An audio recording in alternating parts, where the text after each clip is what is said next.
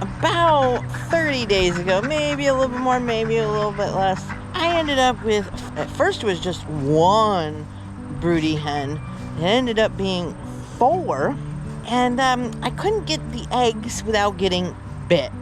And if you haven't been bit by a duck, it does hurt. It hurts actually more than a chicken pecking you. They pinch and they will pull your skin and tear it, and it hurts more than being pecked by a chicken. So now Renee has 4 broody mamas, lots of eggs.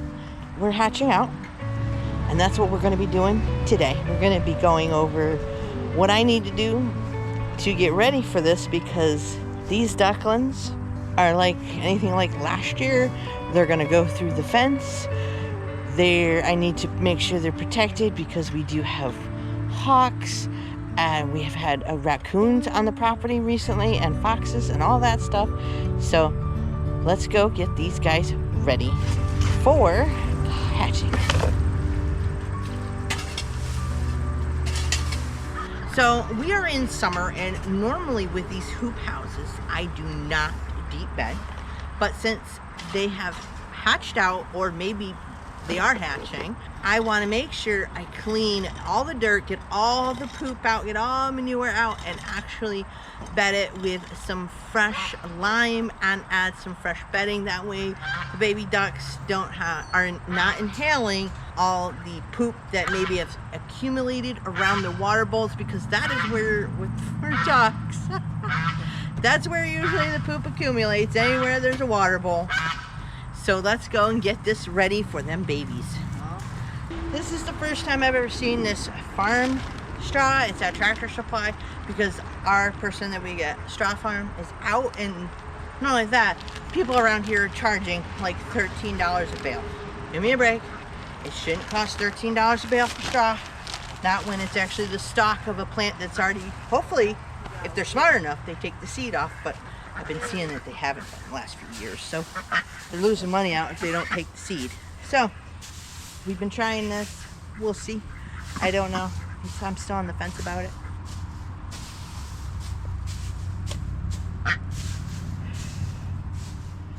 Alright, these little guys are going to need their own water. They're not going to be able to reach the buckets that I use, so I use a little gallon water. It's really great for ducks to use in the beginning. And remember, ducklings are extremely messy. They are actually messier than adult ducks. And then they need their own food. They can't eat layer feed, so I have actually Duck All Flock Starter, which is new, one of our local tack stores. It's by Nutrina. Just started carrying it because I had ducklings that I hatched out in April, and let me tell you, this stuff is beautiful. I don't have to worry about actually adding brewer's yeast, which is so wonderful. It's already in. I don't have to worry about it. I do still stop using the 22% because that's what it is at week 3, and at week 6 I started back up again, because then their feathers actually came in by week 6. It wasn't like some of the other brands that has less protein, or some of it has too much and no niacin. So there's a whole bunch of stuff. So it's, do your research on that. But anyway, I made sure they have to have their own food. They have their bowl, and I do know that all the ducks will drink and eat out of their food, but I still need to make sure I have it. And then as they get older, I can actually bring out a bigger pan, which is a kitty litter pan. So it's a small kitty litter pan I like using for the ducklings, because they can actually get in there and swim, because that's what they like to do, and they're too small to get in actually the pools. So this is not my first time letting a mama hatch. It's just my second time actually, and I learned a lot from the first time. So I was bringing you guys along just so I could show you what we did and what we are doing right now this year to make sure these ducklings have the best survival. So I got them bedded, but I wanted to insert a little clip. What happened before I was getting ready to, I wanted to make this video because I was going to document some stuff, but I didn't get a chance to because I kept getting sick over in June, and then time just flew. But mamas do fight, and they ended up, before we got in here and do everything. I have video, show you right now. I walked in and there was two dead babies. There's nothing I can do. I don't know. They each have their own little nest, and sometimes they fight, and it was just heartbreaking. I don't know why they do it. I do have one that is a little more aggressive, and so could it be from having one mama a little bit more aggressive than the other? Could be, but I don't have enough room where I can separate everybody, and they have all their own little paddock, I would call it, in house. I don't have that.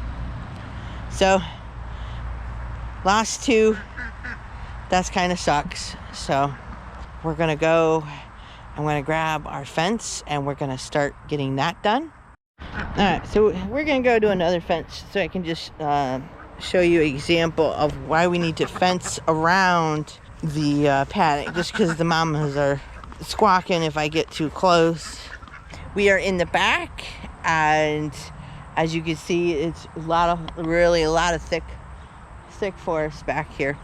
But anyway, so why we need it is, you can see this fence right here. The duckling can walk, literally, they can walk right through that, and they go in and out. Plus predator bunny rabbits, actually, which they're not predators, but they can get in. So what we need to do is actually just take some of the poultry netting, the wire, and we're gonna wrap it around, or I think we have some hardware cloth. We're gonna wrap that around in between, because I have two fences together. I don't know if you can see the hardware cloth. That's really fine. And then we have this fencing. It's just to keep them from escaping or something trying to come in. The problem with where we live is you can only get what they want to give you. And I have a biggest problem with that, because I want other fencing. I want something smaller. I'll show you the other fence I really love, and it's very hard to come by. And I went to go back and get it, and they're all out. I like it because they really can't stick their heads through very much. These guys are instigators, that's why. You can hear them all in the back, right? I have ducks that are instigators and they start fights. So, yeah. But anyway, we're gonna go finish that, and then I will show you what it looks like after it's all done.